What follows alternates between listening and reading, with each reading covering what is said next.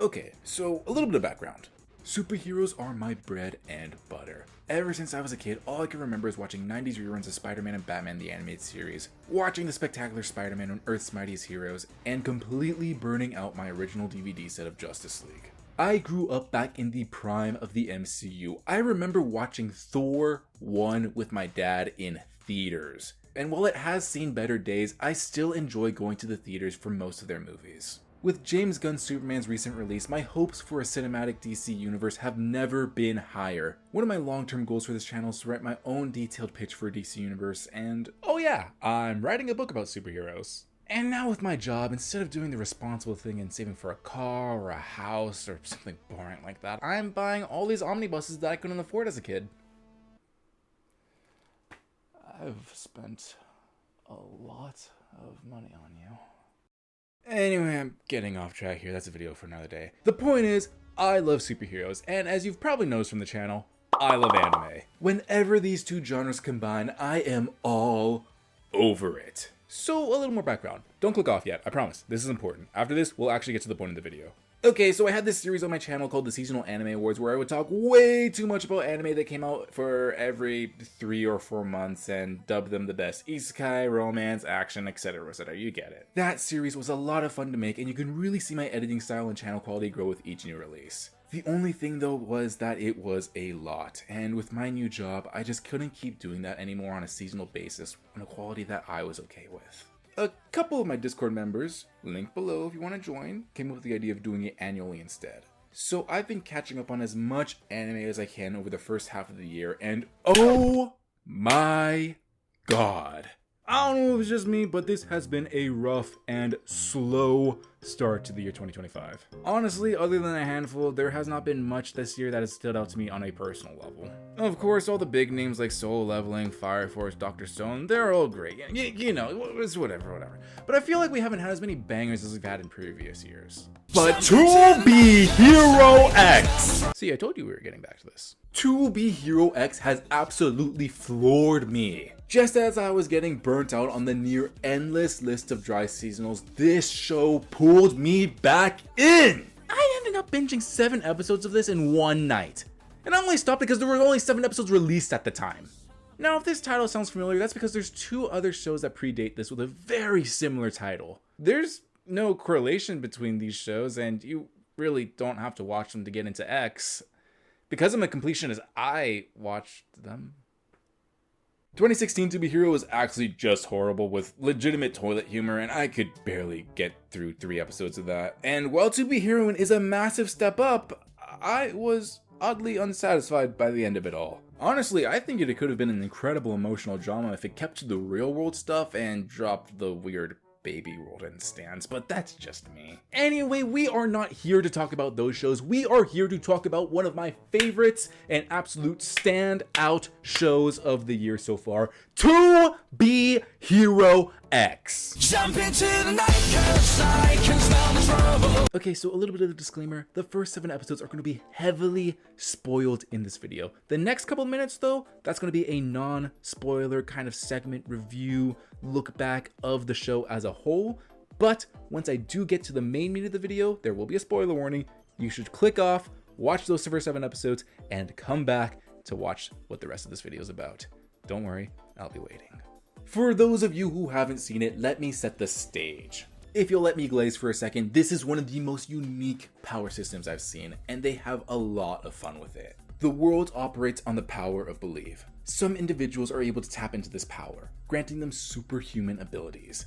And the more people who believe in these heroes, the stronger they become. The world's heroes are built on their social credibility. The only powers they have are the ones the people believe they have. It's a deadly game of PR, and one wrong move can cost the world's strongest hero everything. To take an example straight out of the bio of this show, if for some reason the masses believe that Superman can no longer fly, he'll lose the ability to fly. With as many drawbacks this system offers, it also can lead to the birth of new heroes in the most desperate of times. All it takes is one person to believe for the greatest heroes to be born. And of course, since public relations play a huge part in how much power any given hero has at a time, corporations run the hero world. Secrets are kept tightly under lock and key. When a new hero pops up and they begin to get any form of notoriety, these corporations swoop in on the business opportunity, erasing any unfavorable aspects of their past that can potentially be used against them. With their old lives gone, heroes in this world only have one goal if they want to keep their power: to aim for the top, and to not let their secrets get exposed in the process. Because the seed of doubt can have earth-shattering consequences on the career so many dream of. And of course, with the more eyes on them, there will always be at least one person who wants to see their downfall. And did I mention Peter Yuki fucking Sawada does the soundtrack for this? But where things really get good is the drawbacks of this kind of system.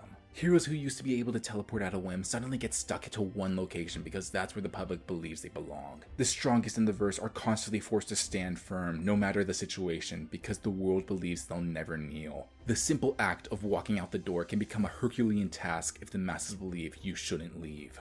And it's not like the masses want this to happen. I'm sure they'd be sympathetic if they knew the kind of struggles their heroes were going through. But sympathy doesn't buy power in this world. And as long as the corporations behind these heroes don't see a reason to give the public a personal view into their heroes' lives, their belief is law. This show could easily become as cynical as something like The Boys, and it'd probably still be pretty good, but there's an earnesty behind these characters that raise this show beyond the simple message of corporate heroes bad. And the first 7 episodes play a massive role in understanding where every hero in this world lands. This is where we're going to start getting into spoilers for the series, so if you're interested in checking it out, pause the video, binge those first 7 episodes, and come back to see what I have to say. That took me 20 minutes? Jeez. Arc 1 follows Lin and Yang, your everyday, run-of-the-mill average person. Unlike the heroes in this world, there's nothing special about him. He genuinely believes anyone has the ability to become a hero, and tries to give people hope by making ads to sell heroes and their products. Arc 2 follows Yang Chen, your everyday, run-of-the-mill average person. Unlike the heroes in this world, there's nothing special about him. Okay. Orphaned at a young age, Yang Cheng's goal in life is to give kids the same hope his hero, Isol, gave him by cosplaying as him for birthday events. I've seen comments from people noting that these 2 arcs are fairly redundant. Noting how both MCs come from little to nothing, both come into power after extraordinary circumstances, both rise through the hero ranks at incredible speeds, and both end up replacing the heroes they once idolized. Compared to following arcs within the series, these 2 arcs do seem fairly generic and pretty safe for superhero stories, especially considering they air back to back. But I am not those some.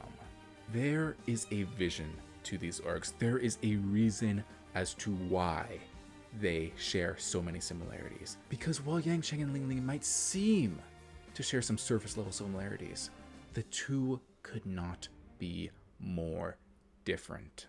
They are mirrors to each other, 2 sides of the same coin, a dark reflection. One is an optimistic story of free will and self-acceptance. The other is a tragic, cautionary tale of losing oneself to insecurity. From the get-go, while they both idolize their respective heroes, Lin Ling isn't really doing anything to actively put himself in the spotlight. He accepted a long time ago that he doesn't have what it takes to be a hero. And while it's evident that he believes that anyone has the power to become one, seen through his cringy Golden Age-esque ad, he's content with living his life as a normal person. Yang Chen, on the other hand, has devoted his life to becoming just like his icon so that he can inspire and be there for others the way Isol was there for him. He creates his own costumes from scratch, he puts on his own performances, he does anything to put himself in the spotlight for the chance to emulate his hero. Outside the mask, he's this awkward, insecure, bumbling kid. But when he's prancing around as Isol, he feels alive, like he was meant to do this. When both are suddenly thrust into the hero world, the conditions could not be more different. Ling Ling is practically abducted. After being fired because his ad was a little cringe, he witnesses his idol, a hero on track to the top 10. One of the best out there, with a smile that'll brighten anyone's day, and a literal flying symbol of hope. Willingly fall to their death. When Nice's agency discovers Lin Ling has an uncanny resemblance to the now useless idol, they slap some white dye on the poor kid, fake his death, and force him to act like nothing happened. His life is stolen from him in the blink of an eye, all because he was in the wrong place at the wrong time. None of it was his choice. He's pushed forward by who knows how many hands, and he's forced to go along with it, because it's not like he has his old life to go back to. They made sure of that. At this point, Nice has become more than just a person. He's become almost like an entity. With the original gone and the world believing he's still alive, his trust stocks are up for the taking. And the longer his company waits, the more money they burn, and the greater risk of the public discovering the truth. Lin and Yang is put right in front of the camera and is expected to have a flawless performance. As long as the public believes he's nice, his body will become the avatar for his abilities. Yang Chen though? Once his heroic starts going viral, his life couldn't be going any better. Yang starts to make a big name for himself right off the bat. He collected his $200 and passed go before the game even started. After years of being the underdog, years of being overlooked and discarded because of his low trust value, Yang Chen finally has the power to make a difference, to prove to the world that he's more than just a cosplayer, that he too can be a hero. Some other interesting quickfire parallels that the two go through. Both have to face someone trying to take their trust stocks, but while one is a villain, the other is the company that represents their icon's image. One has to fake a tragedy while the other legitimately has to go through one. One is supported by their icon's company while the other is targeted by them. And at the end of it all, both end up replacing their respective heroes at the top. One genre that I really love in anime is romance, and I love how this show incorporates it in these arcs. And these relationships are perhaps the biggest contrast between Lin and Yang. Moon discovers pretty early on that Lin is not the nice she knew. After being tricked into a lie detector by the Enlightener, when asked if he and Moon are a real couple, Lin answers with, "She is my goddess." That immediately tips her off that something is wrong, because the relationship between the real Nice and her is anything but romantic. In fact, when she realizes that the original Nice is dead, it's not the kind of reaction a kind and loving girlfriend you'd think would have. So he's dead, and you bought a new one? Why do you insist on torturing me? The power couple that the people know and love is nothing more than a stunt the corporation is pulling because they know it gets clicks, and clicks make them a lot, and I mean a lot, of money. Just look at the ads Lin pumps out for them. He made his life off of this relationship. So many people make their lives off of this lie. This is where we get to see that the life of a hero really isn't all that it's made up to be. As trust grows between the two, Moon reveals that her teleportation gun used to be able to take her wherever she wanted. But after the public entangled her with Nice, they expect her to be wherever he is. Now the gun only takes her to Nice, the person she resents the most. It is a great scene, and it's probably one of my favorites in the show. Lin might slowly be sliding into the role of Nice, but he's still in there. He hasn't lost himself completely to the character. His personal interactions aren't a facade, they are how he would genuinely handle a situation. At this moment, he isn't trying to be nice. He's just Lin. What I love about this part of the show is that the relationship isn't rushed. In fact, the two don't become a couple at all by the end of the arc. They grow to mutually respect one another, and while the sparks are there for a potential future, they end off as friends more than anything else. While Lin Nice is fighting this uphill battle to even get Moon to talk to him, however, Yang Chen is doing everything in his power to fumble Jaya. Poor girl is throwing herself onto him and he doesn't see a damn sign. Girl does not need some multi-billion-dollar corporation to force her to talk to him. She is willingly putting herself out there and praying this guy gets it through his thick skull. But Chang's insecurities are simply too much. He doesn't believe that he's enough for her. His entire life he's been looked down on. With a trust score of practically 0, he's never seen himself as anything. He defines himself on his ability to mimic Isol. Without that, what is he?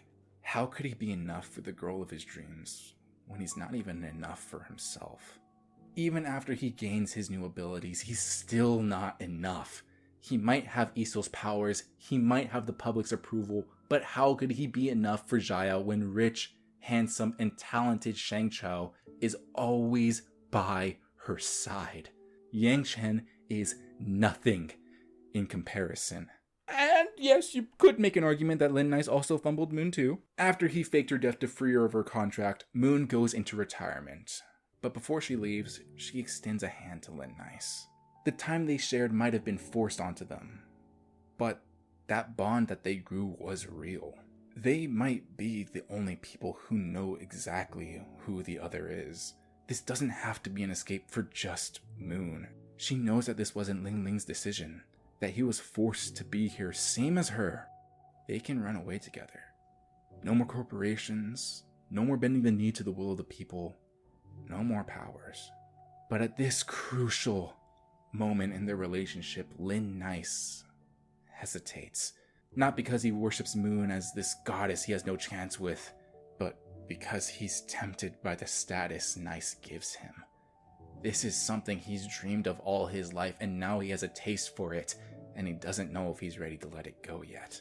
Moon sees this flicker, and she leaves without him, wishing him the best. It is within these relationships where we get to see the true core of each character shine through. When Moon comes back, or should I say is kidnapped in a huge public spectacle, Nice can't do anything to save her. He makes a break for the door, hoping that he's not too late to save the one person he genuinely cares about in this world, the one person he might have left in this world, the one person who actually knows who he is, but he can't open it. He can't even touch it. It's not that he's hesitating, it's not that there's someone stronger there holding him back. It's the people that are stopping him. Nice is stopping him. If Moon really has been kidnapped, if she's really alive, then that means their heroes lied to them. Right now, there's no telling if that's the real Moon. It could be a robot, it could be a hologram, it could be a shapeshifter. But the moment Nice comes flying in to save the day, that makes it all real. With all the belief that they can muster, the masses pray that Nice doesn't save this clearly imposter Moon, because they don't know what they'll do if they find out everything they've believed in all these years one big lie. And unknown to them, they're holding Nice back. The second he steps out that door, there's no going back. He'll be exposed for the nobody he is, and Nice will be nothing more than a passing memory. Those incredible powers will fade until they're all gone. And for what? For all he knows, the public is right. How could this villain have even found Moon? It's illogical to go up guns blazing, especially when other heroes are on their way to save her. But this villain isn't like any other freak of the week. He specializes in exposing people and their past. He was already good enough as an ex-hero, but now powered by this new substance, the power of fear, he's able to attain information at a godlike speed. Any hero that's thrown up against him, no matter how tightly their records might be sealed, is dismantled in seconds. And that's exactly what he wants to do to Nice. Nice knows there's no way he could beat this guy. Everything is stacked against him. Even if he could leave the tower he's trapped in, the second he walks up to him, it's all over. The Enlightener knows everything. Nice will go back to being a nobody, and nobody can be a hero. But almost with comical timing, Lin's ad appears, forcing him to remember his own words. There was a time where he believed anyone, no matter where they came from, could be a hero. And it wasn't Nice who beat the Enlightener in their first encounter. If the real Nice had been there, everything would have crumbled. The only reason he and Moon were able to get out of that situation because he answered as himself, as Lin. Lin Ling does everything he can to run towards Moon. Powers and status be damned, his best friend is in danger. He discards the persona of Nice, throwing away his dreams to save her because that's exactly what Lin Ling would do. Meanwhile, with Yang Chen, his insecurities turn any potential relationship between him and Shia into ash. It's so bad, but when Shia asks Yang out to a concert that he wanted to originally invite her to in the first place, he runs away because of his imaginary rivalry with Shang. It is so painful to watch, but it only gets so much worse from here. After Shang's death, Yang starts to drift apart, solely focused on revenge, letting his guilt drive him. Of course, Yang feels guilty about Shang's death. Shang was only ever a target because he sponsored him as the new and improved Easel. They knew the risk, and yet they still did it. Of course he wants justice. Of course he wants to avenge his friend because he was powerless to save him. Or that's what everyone else believes. You see, Shang wasn't just shot in some random alley alone. He was shot right in front of Yang's eyes. Yang's power gives him a form of super speed. Faster than any car and certainly faster than a single bullet. As we enter bullet time, we see the sparks flying off of Yang. He's locked in. He's ready to save his friend. He just needs 1 second, and 1 second is all he has. But he doesn't see his friend in that moment. He sees his rival in love, and his powers choked. For that brief instance, for that 1 second, the 1 second he needed, the 1 second he had in his grasp, he hesitated to save a life because of his own personal insecurities. And the guilt drives him crazy. He becomes obsessed with taking the original Isol's place to prove to everyone, to prove to himself that he is special, that he has what it takes to be a hero. He's back on this grind because he can't face himself if he doesn't have what it takes. Both Lin Ling and Yang Chang's fights with their final boss is streamed for the public to watch. Where Lin is powerless in the fight, Yang has never been stronger. Both fights are brutal and epic, with Hideyuki Sawano going absolutely off the rails with the soundtrack. Oh my god, I'm gonna glaze. Without his power, Lin is brutalized by the Enlightener. But no matter how hard he's knocked down, he keeps getting back up, because he knows the second he fails, the villain will have no use for Moon. Yang's fight is so much more petty in comparison. There are no stakes other than who gets to take the name of Isol.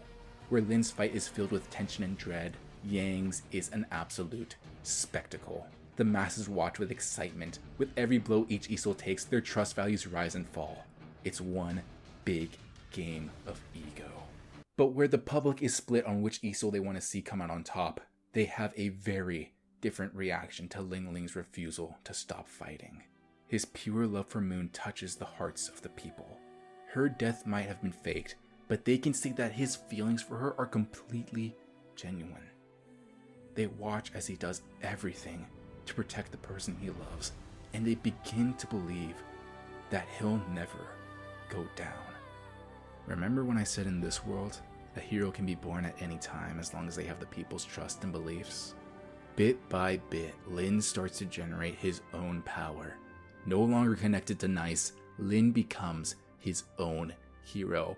It could almost be considered a miracle, but this is really the Enlightener's own downfall. In his arrogance, he streamed the event so the people could see their heroes fall. But after all of his hard work, he only ended up making something rare for this world. A genuine hero. The stream in Yang's fight plays a pivotal role in his victory as well. He doesn't get a power boost because he's the more popular fighter. The agency behind the original Isol see that the OG is boring the public with his safe and standard moveset, and they force him to do something flashy to get their interest back.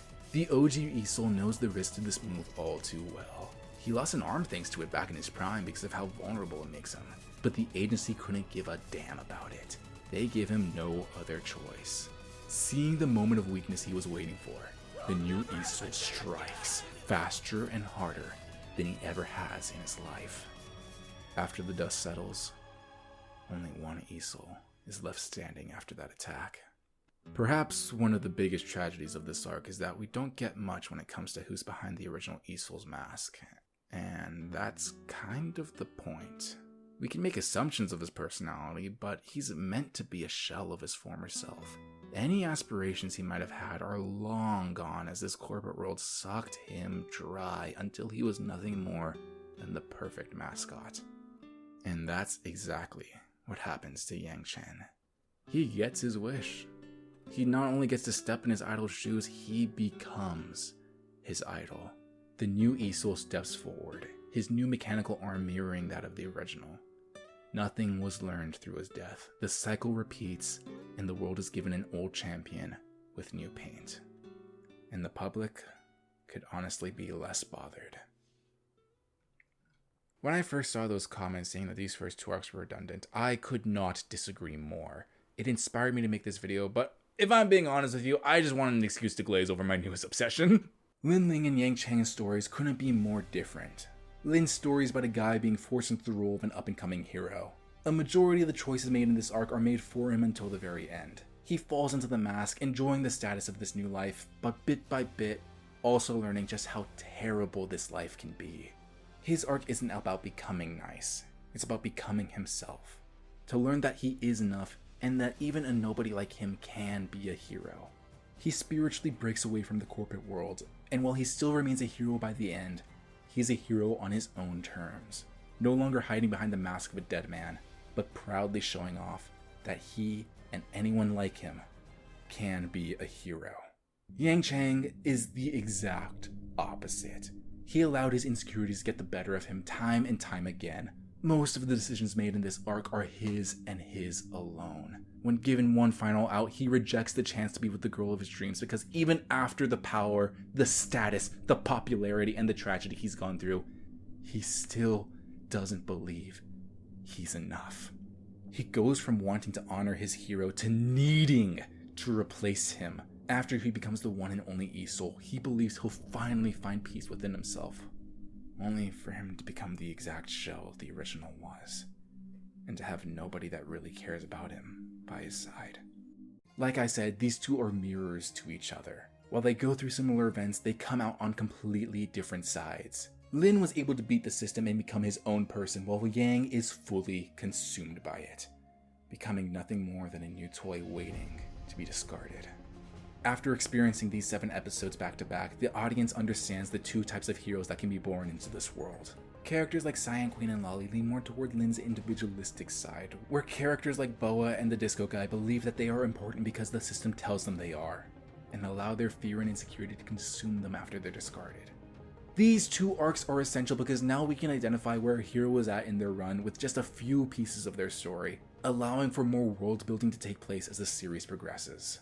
Man, I absolutely love this show. Oh my god, I honestly can't stop thinking about it. This video was so much fun to make. If you enjoyed this video, remember to like, subscribe, and comment down below. If you want to talk more about anime with me, I have a Discord where we can do just that. Like I said, we're thinking of making a huge end of the year anime awards / retrospective video for 2025. In our Discord, you can nominate your favorite shows for a multitude of genres, as well as your favorite opening songs, ending songs, and OSTs as the year goes by. So if you want your favorites to be included in an absolutely massive poll that I'm hoping a bunch of people will be able to vote in at the end of the year, make sure you join and nominate them before December starts. I have to give an absolutely huge shout out to the patrons Matthew Garcia, A Glitched Evie, and Kamer. For just $1 a month, they get to see videos like this at least 1 week in advance, as well as see the full-length and uncensored version of all of my videos. Once again, thank you all so much for watching. Let me know down below in the comments what your favorite arc of this show was. Me personally, it has to be Lin Ling / Nice's. I am a huge sucker for superhero origin stories, and the end of this arc just left me feeling so good. We do not talk about the last 5 seconds. Remember to keep watching anime, and I'll see you in the next one.